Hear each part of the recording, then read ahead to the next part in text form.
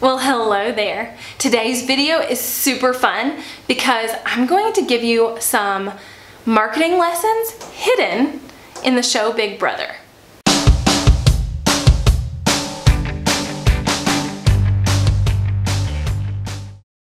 I don't know if you guys are like me, but I am literally Big Brother obsessed. I watch it every single year. It is one of my favorite things to watch, and it's really one of the only things I watch live or as soon as it happens because it moves so fast. I don't want to miss too much. But guess what? You can learn a lot about marketing from Big Brother. Promise. All right, so first things first, I'm gonna go with a this season specific. This season on Big Brother, Christmas Abbot, who is a fitness superstar, I have been following her on Instagram and all the channels for a while. She is in the cast, and literally in a cast. Nonetheless, she's on the cast of Big Brother this year. And I think in week 1, week 2, I don't know what week we're on now, but basically in the very beginning, one of the first evictions, she was up for eviction against someone else who hadn't really been that visible within the show. So she was sitting on the block, strong lady, competitive beast, and at this point she also had a broken foot. So she was sitting on the block next to someone who wasn't a threat, who wasn't like a big time gamer or anything like that. And naturally you would think that people would vote off the other person, right? But what happened was Christmas campaigned to the point where she went to all of the house guests with the help of some other house guests, and she said, hey, listen, if I stay in this game, here's how it's going to benefit you. Here's how it's going to benefit your game. Here's how me staying will help you. What did that do? That just triggered thoughts in those other house guests, and they were like, yeah, why would I get rid of her? If she stays, I'm not as big of a target because she's really strong and she can help me in these competitions if we're allies and all of this stuff, right? She made it all about the other people in the house, not all about why Christmas herself wanted to stay in the house. Then the other girl, I don't even remember her name. The other girl, it didn't really even show her campaigning or doing any work to stay in the house. Then when it came time for eviction, even though it was kind of, predetermined that Christmas was going to stay, they stood up to make their final pitches to the house. Christmas said, listen, these are my targets. You are not my target, the rest of the house. These two people are my targets. The rest of you are not. And here is how I'm going to individually help you people in this game. You keep me, this, and this will occur. The other girl stood up and her speech was, I'm so thankful to be here. I hope you keep me. I think this is awesome. I have waited for this my whole life. And she made it all about her. So, what does that teach us in marketing? Basically, we need to constantly be telling our customers, clients, consumers, potential customers, potential clients, that what we have is going to benefit them and how.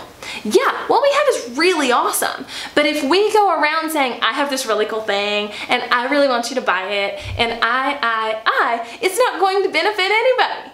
So what you have to do is take the Christmas approach, and you have to say, hey, like what I have is X, Y, and Z, and you will benefit from it by X, Y, and Z.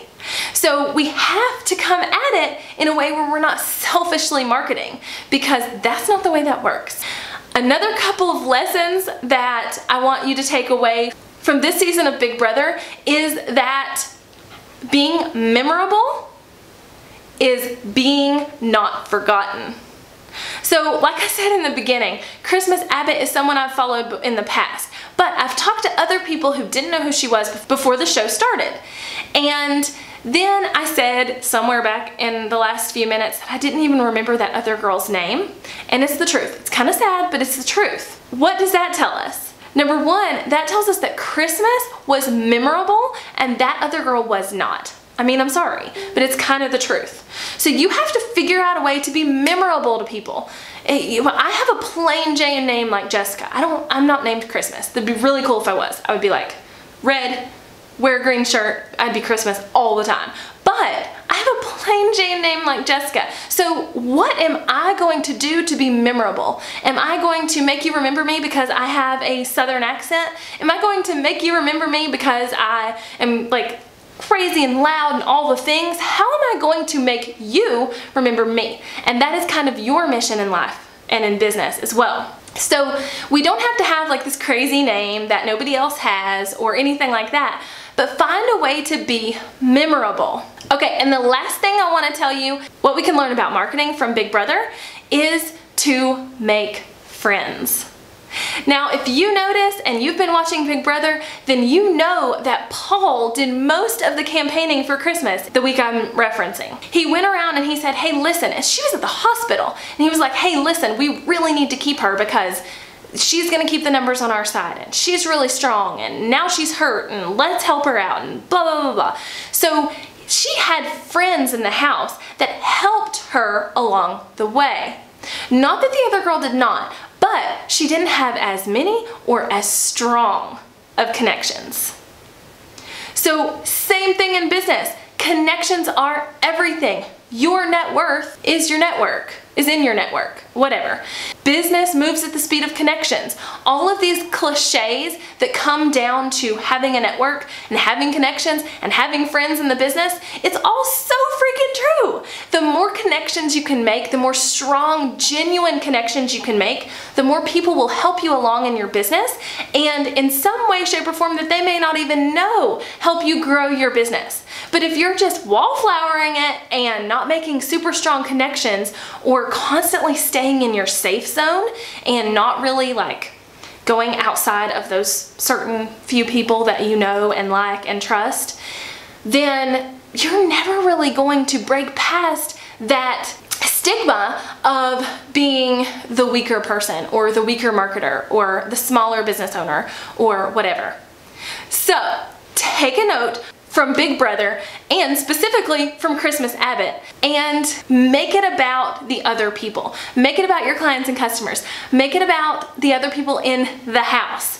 Create strong connections and be memorable, and your marketing will take you really far. Now, I do wholly acknowledge that Christmas runs an online business, that she knows what she's doing in marketing, and that she's really smart or she wouldn't be at the place she is today. So, I mean, sure, that probably factored into her doing these things strategically in the house. Who cares? She's gonna go far unless they get threatened by her, right? Okay, so enough of my Big Brother fangirl talk. I hope that was helpful for you today. I hope that in some way you can take some lessons from Big Brother on how to market your business and kick butt. All right, until next time, hit subscribe. And if you're watching Big Brother this year with me, leave a comment below and let me know who your favorite house guest is. And if you noticed any of the things I've been talking about. So until next time, hit subscribe. Bye, y'all.